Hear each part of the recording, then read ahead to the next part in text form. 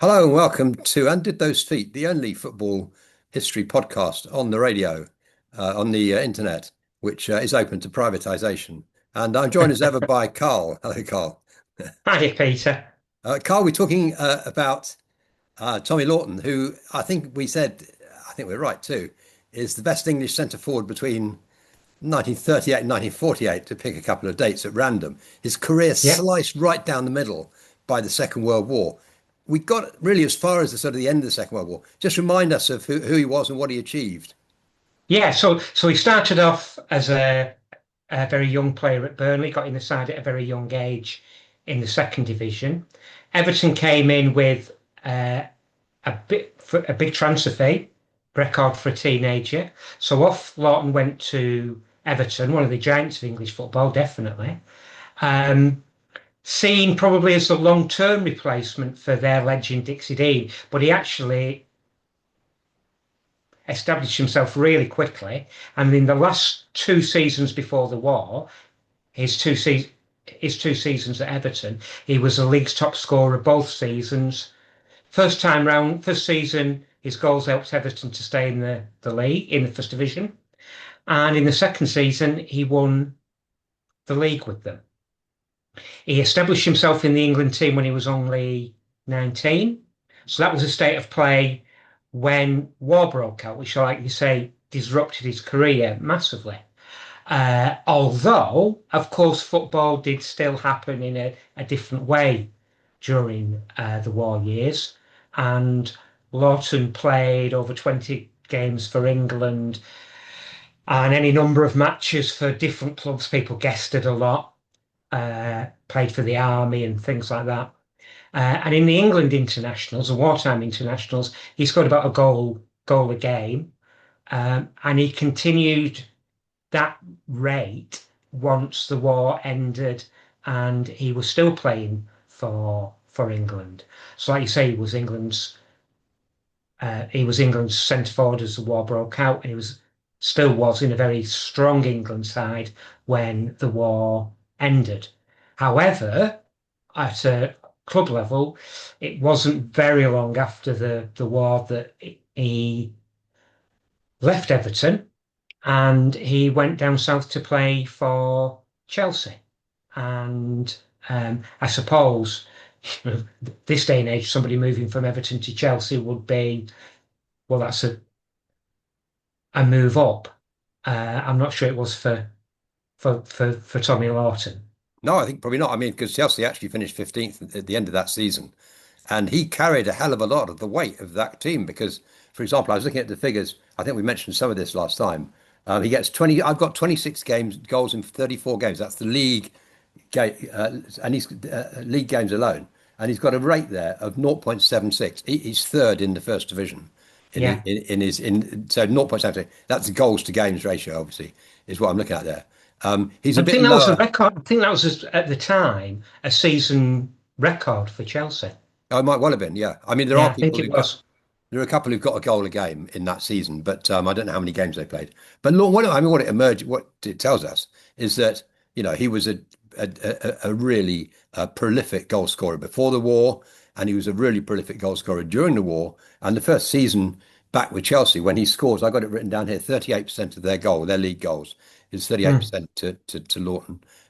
He's a really prolific goal scorer with the war over and league football about to recommence. And of course, at the same time, he's also, England's most important goal scorer too.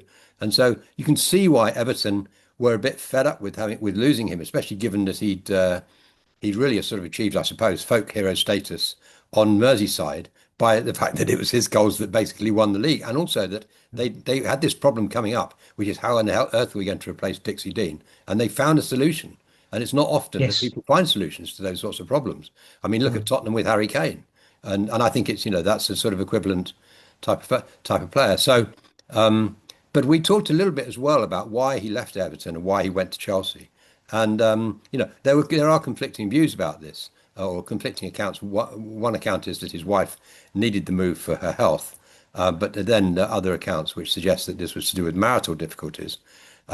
Lawson later, I mean, I think that that one account I read recently said, for example, that his wife, he describes her as estranged, and so I think that Lawton wanted. I mean, the line there was that he came down to London in order to and brought his wife with him in order to get closer to his estranged wife.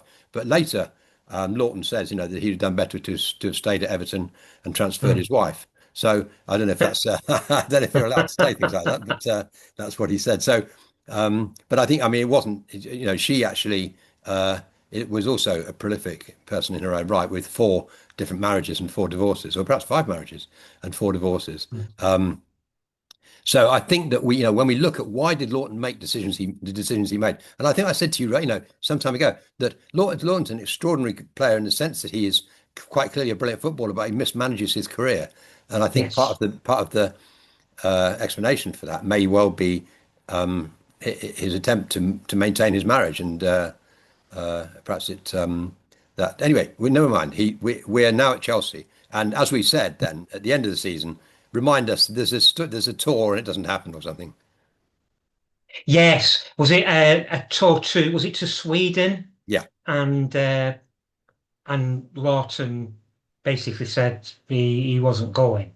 And clearly the good folk of Sweden, they might have been interested in watching Chelsea play, but if they were, it was chiefly in order to see Tommy Lawton, I think it's fair to say. Um, interestingly, Chelsea played two games and lost them both. yeah. Sweden were good. Let's not make any mistake about that. They were a good, strong team at that time. Maybe Yeah, they always seemed to do well in the Olympics, didn't they? they That did, era. yeah. And I think they may have had a third place in the World Cup. Were they somewhere in 1950? I've got a feeling they were.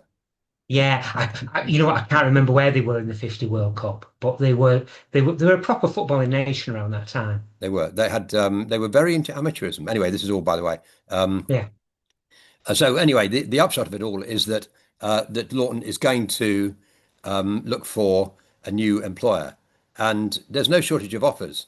And Arsenal is one of the places he'd like to go, but Chelsea are not going to allow that. And they're very Mm, canny about where they want him to go. It's not going to be one of their rivals. And that's so right. he ends up at a third division side, and it's pretty hard to explain again why a third division side. I don't think anyone's really got to the bottom of it. Do you have any thoughts? Why Notts County? Yeah. So yeah, he went to Notts County, like you say, in the third division. Why? Well, I think it's partly to do with the rules around players' rights at those times, rules around transfers.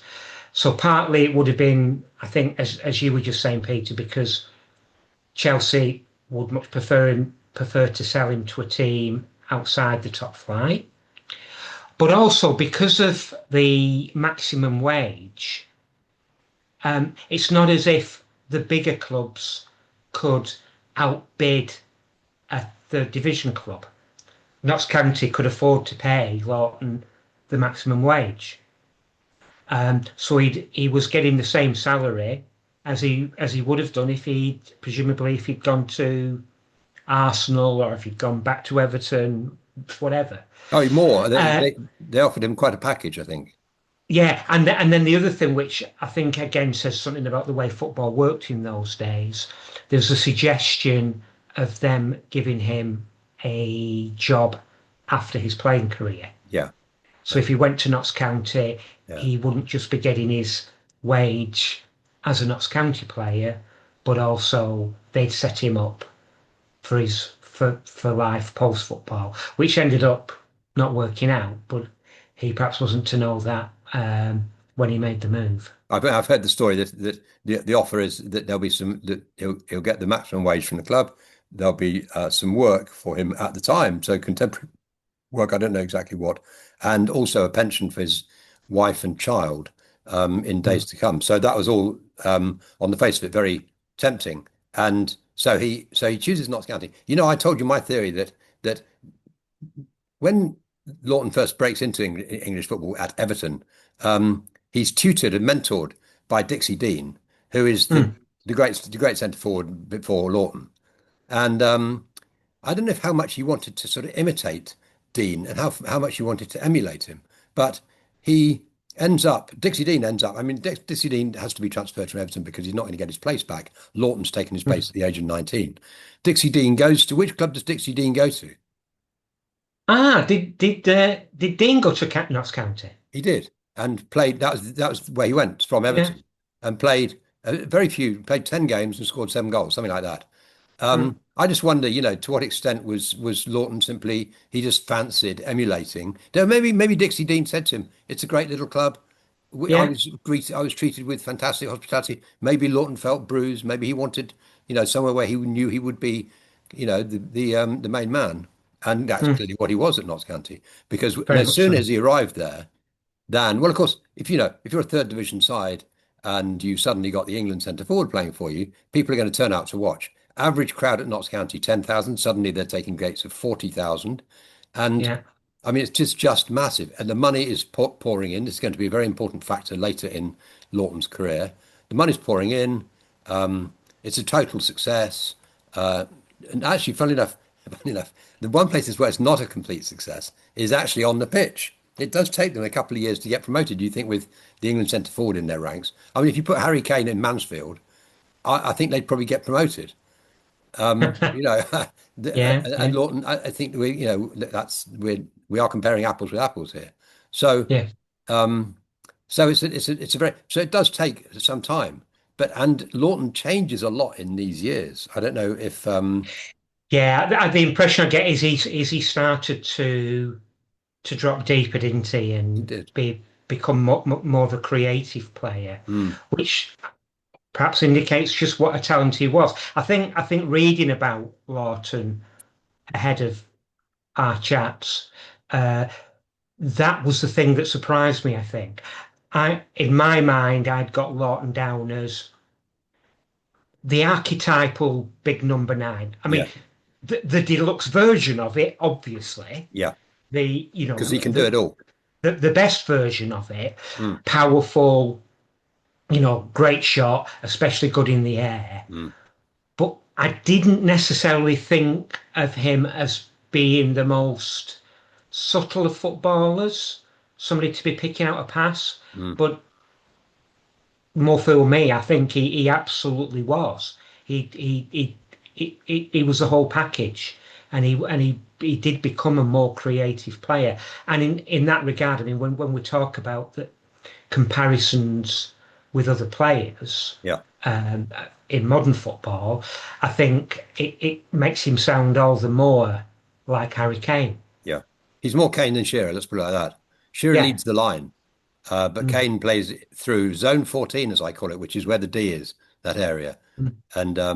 And I think Lawton did the same. And he was helped in that because he found a teammate called Jackie Sewell, who was going to go on to play for Yes. England. And Yeah. really, Lawton mentors Jackie Sewell. Jackie Sewell turns up in the England team that's beaten by Hungary in 1953. Mm. Looks a really accomplished player, actually. The goal he scores, Yeah. first He goal, looked good in 18 that game. minutes, super goal, terrific goal. I remember Wollstonecraft, was it Wolfson Home? The commentator says Sewell must score. Well, it's nothing like that. It's a damn No, good, it wasn't. It very, very wasn't. That's good. right. It's a very good finish. So Mm. Sewell is at Notts County, and so I think so. Lawton may be glorying in the record crowds. Don't forget, the record crowds not just in Notts County, Meadow Lane, but wherever Notts County go, teams are the host club is welcoming their biggest crowd of the season. For example, one that sticks in my mind, Northampton Town, 25,000. I don't think Yeah. we think of Northampton Town, but in those terms, but with Lawton in the ranks, money is That's right. pouring in. Everyone is getting rich on the back of Mm. this triumphant progress through the third division Mm. and then up into the second division. And it's at that Mm. point that things begin to break down because this is uh, a really disappointing year for Lawton. First of all, because it's in 1951 that Notts County sell Sewell to, I think, Yes. Sheffield Wednesday, isn't it? It was Sheffield Wednesday. Yes. And really, that's a betrayal because Sewell is Robin to Lawton's Batman, and Yeah. um, and Sewell in some ways is Lawton's creation, Mm. and Lawton depends very much on Sewell and vice versa, and so to Yeah. sell him, I think Lawton really did think that showed a lack of ambition on Notts County's part. That he thought he was somewhere where they really were determined to get to the top in English football. Yes. And selling Sewell, I think, confirmed to him that that wasn't the case. They weren't ambitious enough. No, I think his dreams and ambitions for Notts County were really, and for his own career at Notts County, were really undermined by the events of that year. Because the second thing that has, so March 1951 is the month when Sewell is sold to Sheffield Wednesday, and the divorce comes through from his wife Yeah. Rosalie, who has been having an affair with a Notts County director, and you can absolutely see why Lawton, especially if he moved to Notts County because he wanted to preserve his marriage, Mm, and his wife runs straight into somebody who catches her eye and vice versa. mm, You can absolutely see why Lawton's sense of um, loyalty to the club is completely undermined. So, yeah. um, and I think, unfortunately, I mean, he's appointed player manager, isn't he? If I'm appointed player manager, and but he actually comes to I think to dislike his other players, slightly to resent the other players, feeling that perhaps that he's Yeah. really delivered for them and they haven't reciprocated. Mm. And really, the sort of the thing begins to fall apart there. I think it's fair to say that, and that he Yeah, and therefore is and looking for a move. yes, and I think it's maybe at this point worth saying as well that with England, he did play for England while he was at Notts County. Yeah, he what did. Um, so he was, and I think he was he at that point the only player to have played for England in the third division. It's happened subsequently, but I think at that time was he the first player to do that? Well, I did check that actually, and there were one or two others in the 30s and 20s and 30s. In fact, there's even Oh, they were. a non-league player who plays for England in the 1930s, a bloke called Bernard Joy, who's a name you Oh, might know, wow. because played for Corinthian Casuals. I think I'm right in saying, or so, another distinguished amateur team. But he gets a game, and of course there are other amateurs who play for England. Yeah, Rob, for example, of Tottenham, but yeah, um, but no, I think he's quite the first. But it's certainly very unusual. And yeah. And so he then, gets but he picked. but he didn't last long, did it? No, he didn't Once last he long. was in He has county. 4 games. And I just want to Yeah, put one question to you, Carl, which has got nothing to do with what we're talking about. But it is one of his last games, which is the game away to Italy when England win 4-0 in Turin, I think. And yes, it I was. just think there's a substitutes bench for that match, believe it or not. It's not England are not really into substitutes at this stage. This is 1948. There's a substitutes. Yeah. Do you happen to know who is on that substitutes bench? I discovered recently. Oh, wow. That's a good question. Wow. 2 names. Two famous substitutes. Yes. I must admit, Peter, I wouldn't have realised there were subs in No, it it is in a a bit. game in It's you'll in find it on England football online. This yeah, is a real diversion on my part. England win 4-0 famously. They got the great forward line then, the Matthews, Finney, Mannion, Mannion, yeah. Mortensen, and Lawton. And on the Yes. substitutes bench, itching for a chance to show what they can do, 2 second division players, one for Southampton and one for Tottenham, and they are Oh, Alf Ramsey and Bill Nicholson. wow. I think it's Oh, the isn't first that time something? they play for England B in the midweek, and I think it's the Right. first time they appear on the same team together. Those two great who were Wow. Lockhorns. So anyway, that's absolutely by the by. Oh, We but it is must. interesting. Yeah. It is fascinating that I'd love to any conversation between them. They may well not have met before that Mm. tour. They probably didn't. Anyway, back to where we are. Lawton needs a transfer. He gets transferred to Brentford, and again, it's not hugely successful, is it? He becomes player No. manager. There's no extra money for player manager, by the way. You get your whatever it was, 15 quid as a player. Huh. Um, but he falls out with. Tell him what do you think about his personality? Is his personality the problem here? You've got to wonder, haven't you? Because he did seem to he fell out with Winterburn, didn't he? With um at, in his international career. He did. Um, Winterbottom. He did. yeah, it can't. I suppose it can't always be the other person, can it? Not true. Um, so maybe there was that side to him where, yeah, he was ready to have an argument and, Yes. if necessary, walk away. I read an interesting analysis of his personality, which was that he was a combination of assertiveness and shyness. I can imagine that. I think he is clearly an Right. assertive individual. I mean, Yeah. he talks to, as you say, he talks to Walter Winterbottom in very um, uh, brusque terms. If you think you're going to teach me how to score goals, you've got another thing Yeah. coming. That little Mm, speech. mm. That wasn't what Winterbottom was trying to do. Winterbottom was trying to show him how to play with as part of a team. You're quite Yeah. entitled to do that. Mm. Lawton didn't understand what the coach was for. But I think that's a very 30s mentality. Um, Yes, but yeah, I think very much so. but it wasn't to And do and I with, suppose I don't know. Maybe this is reading too much into it, but if you think as well that he played all those years um, during the Second World War, where teams were, put together at the last minute very often. yeah, Lots of guest yeah, appearances. yeah, yeah, yeah. So those teams were teams of necessity. They had to be teams of individuals. Yes, The there was no opportunity for those teams to to to to form, intricate tactics no, because they were literally thrown together.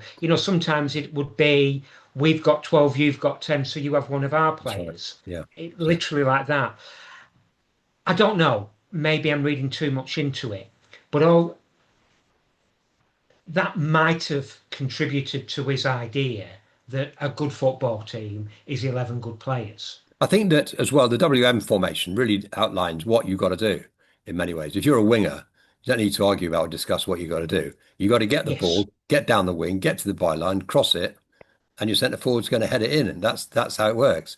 And I think we've said yes. this before, that for me, number 11 in football in those days was a bit like a number 8 in rugby now. If you're a number 8 in rugby, you know what your job is. You lock the scrum at the back in the back row. And Hmm, so that's the job description. And I think hmm. that perhaps the WM formations, really did prioritize the sense of what the job is about. And then, but anyway, whatever the excuse, the coaching had arrived, tactics had arrived. And it was, oh yeah, he was himself open to all that. He was himself, as you said, a deep lying centre forward. Yeah, I mean as you were saying that, Peter, it just occurred to me really for the first time. It is odd in a way that he took that attitude with Winterburn. When you think, well, he became a player manager and he decided that he needed to play a bit deeper Yes, yes. when it so it does seem a bit of a contradiction and maybe points to it but being down to an argumentative streak in his Yes. nature. Yeah, so maybe that was what made him such a good footballer. Was a Yeah, yeah. certain assertiveness, a certain directness in his approach. He Yeah. was a direct. I think he was direct. And Mm, anyway, he so Brentford are willing to let him move, and at last the club he always wanted to play for, which was Arsenal, of course, the big club of the 1930s when Lawton himself was growing up, mm. and he gets his move to Arsenal, and he has a season and a bit there. Does all right. I've got the figures here. 13 goals in 35 games. I mean, you take that really so that's 15 goals a season. Well, all right, you take that probably. Um, I mean, I think it goes to show as well, doesn't it? I mean, when he signed for Arsenal early in the season, Arsenal were league champions. they were. You know, That's it right. wasn't, it wasn't as though this is a team that was going through a rough patch or whatever. They were the champions, and they've got an excellent manager who clearly um, thought that thought that Lawton could really do a job for They him still and paid. They produce a paid good. 10 grand for him. He was aged 34. They paid 10 Yeah, 10,000 quid yeah. for And I him. think I think Whittaker, the manager, he kind of liked a veteran because it had worked with Joe Mercer, somebody who Lawton played alongside. Yes, indeed. That's right. Arsenal had quite a Uh, few veterans, I and think. and maybe Allison thought, sorry, Whittaker thought that Yeah, Lawton could do a job obviously a different sort of player, but in the same way that yeah, Mercer had done very well as a veteran, that he could as well. But clearly he wouldn't have sanctioned that move unless he thought that uh, Tommy Lawton still had a lot to offer. He still was a top class player. He was. And but retirement is he's now done 20 years basically. And so we now reach the second half of the second half. And it's a really sobering time. We're a bit short of time here. I think that for much of Lawton's life up to this point, life has been sweet and the living was easy. And things change a little bit. And I don't think Lawton's ready for it. The world is not quite as he thought it was, perhaps. And life becomes very difficult because he runs out of money. Yeah, And once he's run out of money, he gets into scrapes with the law over sort of, if we put it lightly, a financial chicanery. Do I yeah, mean that? Do I don't mean that chicanery? I mean, yeah, it's a very sad story. He ends up yeah, being very close to jail. He isn't yeah. jailed, but he gets go. And I can't tell. I mean, to me, Lawton is, as well as shy and assertive and so forth, he is basically an ingenue. He is basically an innocent abroad. Yeah. He's out of Mm, his depth in the world that he had no real training in how to look after money. His second wife, who although in many ways seems to have been a first class person, seems not mm, to have been able to get control of the finances. And basically, the time arrives when there is no money left. And mm. Lawton has two children. So I think both at prep school, it's a private school. Um, and one way and another, things go desperately for him. In the end, we're getting quite close to to the end ourselves, but in the Mm. end, he's saved by um, two sort of testimonial Yeah, matches, he had a couple of testimonials. Yeah, which testify to his popularity still in the game. mm, Joe yeah, Mercer organised the first one. Um, and they do clear his debts and they give him something to go on. Why did mm. he get into such a mess? When, Yeah. I mean, I suppose players didn't make so much money in those days that they're comfortable for the rest of their lives. That's one thing. Uh, I mean, I think he had very bad luck with at least one business. But like you say, I think he was naive and didn't didn't understand money. Um, and in trying to dig himself out of problems, he ended up making them only worse. Um, and yeah, made some very bad decisions. I think he's the last person on the planet who would seek um, to rob another person or to to to, Yeah, to to cut his corners. I think he felt quite bitter about the amount of money that had been made out of him, and that yeah, that's probably true. none of it came back his way, or not very much of it Mm, came back his way. I mean, things like the crowds that Notts County pulled in because of his own, his own excellence. mm, And maybe that's why, this was maybe this is one of the sort of motives for the maximum wage being abolished, in 1961. So after his time, but yeah, maybe the story of what happened to Lawton or what was happening to Lawton was beginning to was I think as well, all the top players in the 50s felt this. Finney felt it, certainly. yeah, Um, they all felt frustration that they couldn't be paid what they thought they were worth. And in mm, Lawton's case, I mean, most of them didn't end up in court. Lawton did. Um, but mm, his bacon was saved in the end by the fact that he then was employed by a local newspaper in Nottingham, where he still lived, which mm, looked after him and which took his opinions and wrote his and published his columns. And so there was a kind of happy ending, if you like. We're yeah. we're really coming to the end of this now. What are we going to say about him in retrospect? For me, he's one of the best five Mm. centre forwards in English football history. Um, Yeah, I think there's no real doubt about that. I think what is interesting is that when you think of some of the other top players around Lawton's time, what the reason why so many of them are very well remembered, I think, is because they were real heroes at a club. Yeah. So Tom Finney, Yeah. is so associated with Preston. Um, and then you've got, Jackie Milburn at Newcastle, Nat Lofthouse at Bolton. They're, Billy they're just Wright. absolute heroes at a club. And Tommy Lawton isn't in the same way. No. Of course, he is one of Everton's best ever players, without a doubt. But how long did he play that? I mean, he played really just 2 league seasons at Everton. That's all that he did. Yeah. So You're not going to get a stand named after you after 2 seasons. there you go. The Tommy Exactly. Lawton So stand at Everton is not going to happen. yeah, that's right. So I think that's part of it. Yeah, I think it If is. in an alternative universe, Lawton, even if he'd never left Burnley, if he'd stayed at Burnley all his career, You're at right. least he would have been a Burnley's great hero. That's right. And he could have done that with Everton. Uh, he never played in a cup final, did he? Which I think also, when you think of players' reputations, sometimes it's linked to a cup final. Uh, and even though his England career was stellar, it was before the time of World Cups for Yes, it was. England. It was. He didn't play in the World Cup. And there isn't a game that quite, Nat Lofthouse was the line of Vienna. Yeah. Lawson was just consistently remorseless, but I don't think people will look back and pick a game. No.